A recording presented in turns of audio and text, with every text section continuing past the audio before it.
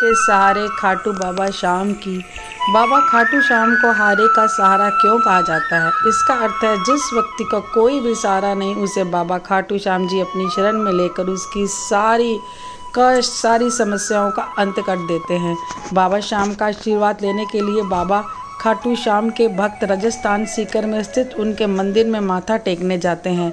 और अगर आप भी बाबा खाटू श्याम के भक्त हैं तो आप राजस्थान के सीकर में श्याम बाबा के मंदिर के पास लगे लक्खी मेले में जा सकते हैं। और ये मेला क्यों लगता है फागुन मास में, और इसका क्या महत्व है, और क्यों निशान लगाने का महत्व होता है, सारा इस वीडियो में आपको मैं बताऊंगी। बाबा खाटू श्याम के अगर आप भक्त हैं तो कमेंट में ज़रूर लिखेंगे जय बाबा खाटू श्याम की। तो यह मेला लगता है 10 दिनों तक। इस साल फागुन माह में यह मेला 12 तारीख से लेकर यानी कि 12 मार्च से 21 मार्च तक चलेगा। लक्खी मेले के आखिरी दिन श्याम बाबा का जन्मदिन मनाया जाता है। तो आखिर क्यों लक्खी मेला लगता है और इसका क्या महत्व है और जन्मदिन कब है, सब इस वीडियो में पूरा आप जानेंगे। सबसे पहले हम बात करते हैं कि खाटू श्याम बाबा के बारे में जानेंगे।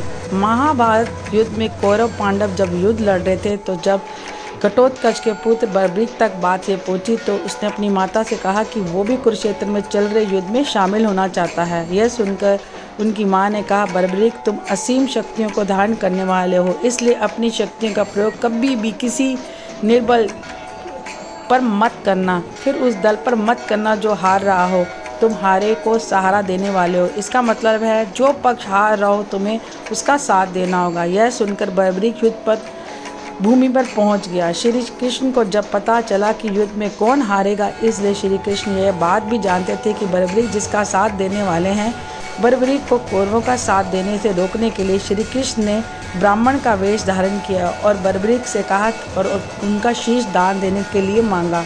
ब्राह्मण द्वारा ऐसा दान मांगने पर बर्बरीक समझ गए ये कोई देवता नहीं है जिन्होंने किसी कारण से ऐसा दान मांगा है। बर्बरीक ने कहा ब्राह्मण देव से उनकी असली रूप में आने के लिए कहा। श्री कृष्ण ने अपने रूप में आए तो बर्बरीक ने उनके दर्शन पाकर के धन्य हो गए। श्री कृष्ण को फागुन मास की द्वादशी के दिन अपना शीश काटकर बर्बरीक ने दिया था। श्री कृष्ण जानते थे कि बर्बरीक जितने शक्तिशाली योद्धा है, उन्होंने बर्बरीक के शीश को उठाकर अमृत कलश में डाल दिया, जिससे बर्बरीक अमर हो गए। उसके बाद उन्होंने पूरे युद्ध को देखने की इच्छा की।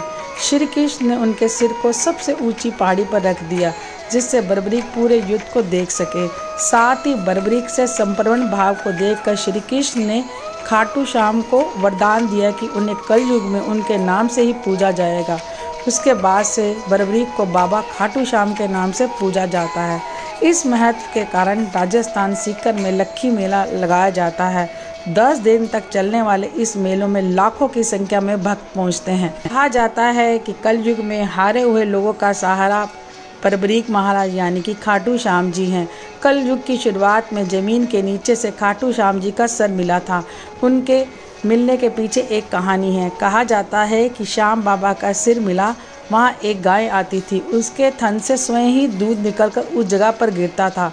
जब लोगों ने उस बात पर ध्यान दिया तो उस जगह की खुदाई करने पर का फैसला किया गया। खुदाई में वहाँ पर श्याम बाबा का सिर निकला। इस सिर को एक पुरोहित को सौंप दिया गया। उसके बाद राजस्थान के तत्कालीन राजा रूप सिंह को उस जगह पर मंदिर बनवाने का सपना आया। सपना आने के बाद उस जगह पर श्याम बाबा का मंदिर बनवाया गया। राजस्थान के सीकर जिले में स्थित खाटू श्याम जी के मंदिर को 1027 ईस्वी में राजा रूप सिंह ने बनवाया था। इसके बाद 1720 ईस्वी के करीब देवन अब्बे सिंह ने मंदिर में कुछ बदलावों के साथ पुनः निर्माण किया। मंदिर की बनावट की बात करें तो इसे पत्थरों और संगमरमर से बनाया गया है। मंदिर के बाहर एक प्रार्थना कक्ष है, जबकि मंदिर में एक कुंड भी है जहां पर लोग स्नान करते हैं। बाबा भक्तों की मनोकामना पूरी करे, इसके लिए यहाँ पर चुन्नी और धागे भी बांधे जाते हैं। और भी इस मेले को लगाया गया है और काफ़ी ज़ोर शोर से तैयारियां चल रही हैं। श्याम बाबा के मंदिर को फूलों के साथ सजाया जाएगा। श्याम बाबा का श्रृंगार भी किया जाता है। श्याम बाबा के श्रृंगार में गुलाब, चमेली, गेंदे के फूलों सहित बहुत सुंदर वस्त्रों से उनको सजाया जाता है। तो अब हम बात करते हैं निशान। निशान को झंडा और ध्वज कहा जाता है। निशान को बाबा श्याम द्वारा दिया गया जो बलिदान दान का प्रतीक माना जाता है, क्योंकि भगवान श्री कृष्ण के कहने पर धर्म की जीत के लिए उन्होंने अपना शीश समर्पित कर दिया था और साथ ही युद्ध की जीत का श्रेय भगवान श्री कृष्ण को दिया था। तो निशान का क्या महत्व है और हम क्यों उठाते हैं निशान को, तो ये अब हम जानेंगे। कैसा होता है निशान? श्याम बाबा के ध्वज का रंग केसरिया, नारंगी और लाल रंग का होता है। निशान पर कृष्ण और श्याम बाबा के चित्र और मंत्र अंकित होते हैं। कुछ निशानों पर नारियल और मोर के पंख भी अंकित होते हैं। मान्यता है कि इस निशान को चढ़ाने से सभी मनोकामनाएं पूरी होती हैं और जीवन में सब मंगल ही मंगल होता है। खाटू श्याम जी पर ध्वज चढ़ाने में पहले उसकी विशेष पूजा अर्चना की जाती है। खाटू श्याम की यात्रा के समय जहाँ जहाँ जाते हैं उस ध्वज पर अपने हाथ ही में रखते हैं। वर्तमान समय में भक्त सोने चांदी के बने निशान भी चढ़ाते हैं। अब हम जानेंगे कि निशान यात्रा क्या है। निशान यात्रा में आप नंगे पांव चलकर भगवान के मंदिर तक पहुंचकर निशान चढ़ाना बहुत ही ज़्यादा उत्तम माना जाता है।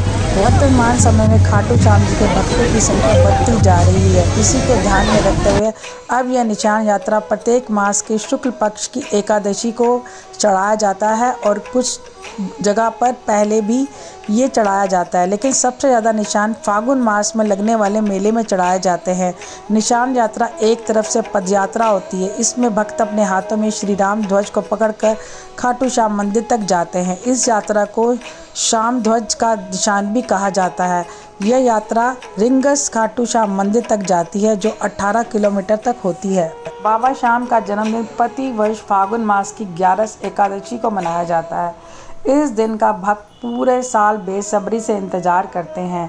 साल 2024 में 20 मार्च के दिन कार्तिक माह की शुक्ल पक्ष की एकादशी तिथि पड़ेगी। इस दिन बाबा खाटू श्याम जी का जन्मदिन मनाया जाएगा। बाबा श्याम के जन्म उत्सव के दिन राजस्थान के सीकर में भक्तों की भीड़ उमड़ पड़ती है। दूर दूर से भक्त गाने बाजे के साथ बाबा का जन्मदिन मनाने खाटू श्याम मंदिर पहुंचते हैं।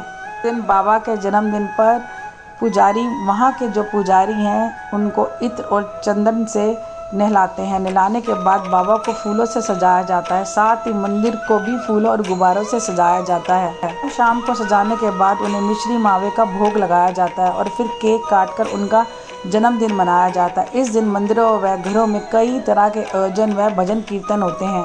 कहा जाता है अगर बाबा खाटू श्याम जी के जन्मदिन के दिन राजस्थान के सीकर में बने खाटू मंदिर में जाकर भक्त उनके दर्शन करने पहुंचता है तो उनकी सभी मनोकामनाएं पूर्ण होती हैं। और कहा फागुन मेले के दौरान श्याम कुंड में डुबकी लगाना बहुत ही शुभ माना जाता है। खाटू श्याम स्थित श्याम कुंड वाली जगह पर ही बरबरी जी का शीश पहली बार प्रकट हुआ था और कहा जाता है कि श्याम कुंड में स्नान करने से भक्तों में पॉजिटिविटी आती है और वह बीमारियों और व्याधियों से मुक्त हो जाते हैं।